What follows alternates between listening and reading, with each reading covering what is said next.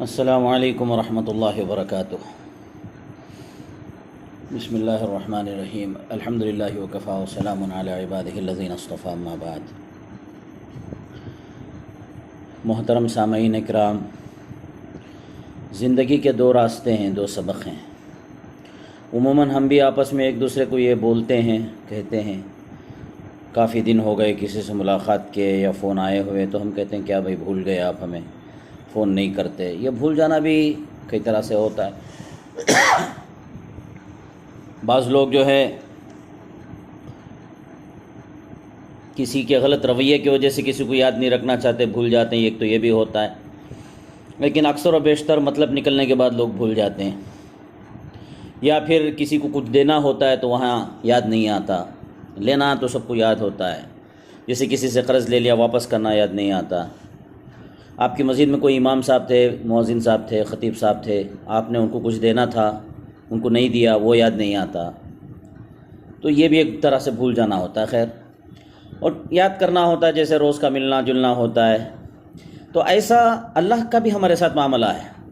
قرآن میں ایک جگہ سورہ اعراف میں پارہ نمبر 8 میں ایک جگہ اللہ تعالیٰ فرماتے ہیں فَالْيَوْمَ نَنْسَاهُمْ كَمَا نَسِيتُمْ لِقَاءَ يَوْمِهِمْ هَذَا، تم نے دنیا میں ہمیں بھلا دیا تھا، آج ہم تمہیں بھول جائیں گے۔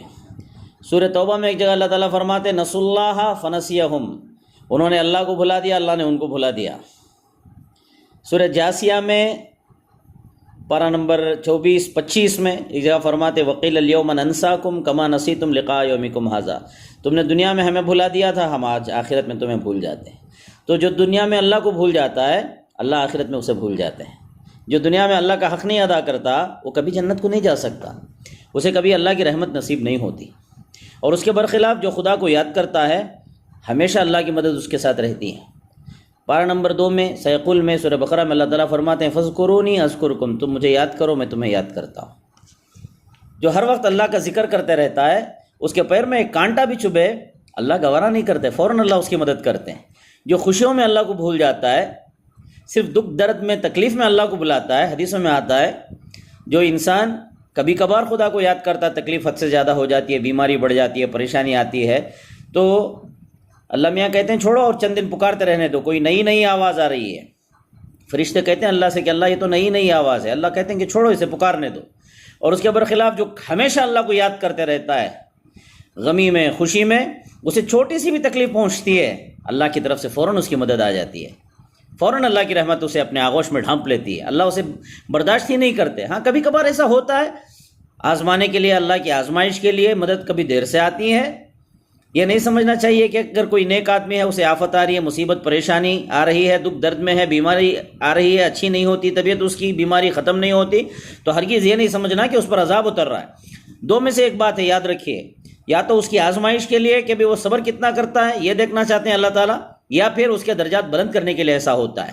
اس لیے بہرحال یہ طے ہے، ہم اللہ کو بھولیں گے، اللہ ہمیں بھول جائے گا، ہم اللہ کو یاد کریں گے، خدا ہمیں یاد رکھے گا۔ حدیث میں آتا ہے بندے تو میری طرف، تو مجھے تیرے دل میں یاد کر، میں تجھے فرشتوں کی محفل میں یاد کرتا ہوں۔ تو ایک بالش میرے پاس آ، میں ایک ہاتھ تیرے طرف آتا ہوں، تو چل کر آ، میں دوڑ کر تیرے پاس پہنچتا ہوں۔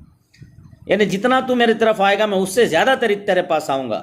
تو تیری محفل میں مجھے یاد کر، میں فرشتوں کی محفل میں تیرا تذکرہ کروں گا۔ اس سے بڑی کتنی بڑی خوشی اور سعادت مندی کی بات ہے کہ اللہ ہمیں یاد کرتا ہے۔ تو اس لیے یاد کرنا ایک تو یہ ہے، وقت پر نماز پڑھنا، وہ بھی اللہ کو یاد کرنا، جی، قرآن شریف کی تلاوت کرنا، وہ بھی اللہ کو یاد کرنا، اللہ کے حقوق ادا کرنا، وہ بھی اللہ کو یاد کرنا، حرام کاموں سے بچنا، جیسا میں نے کل بھی کہا اتق المحارم تکن عابد الناس، سب سے بڑے عبادت گزار بن جاؤ گے، تم تقوی والے بن جاؤ گے، حرام کام کرنا چھوڑ دو۔ تو یہ بھی اللہ کو یاد کرنا ہوا۔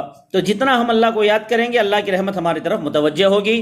جب خدا کی رحمت ہماری طرف متوجہ ہوگی، کوئی ظالم، کوئی حکمران، کوئی کچھ بھی ہمارا نہیں بگاڑ سکتا، کوئی آفت ہم پر ہمارا کچھ نہیں بگاڑ سکتی۔ بس اللہ سے دعا ہے، اللہ تعالیٰ مجھے اور آپ کو، ہر مسلمان کو، اللہ تعالیٰ کو یاد کرتے رہنے اور اس کی یاد میں اپنے آپ کو شامل رکھنے کی اللہ ہمیں توفیق عطا فرمائے۔ السلام علیکم ورحمۃ اللہ وبرکاتہ۔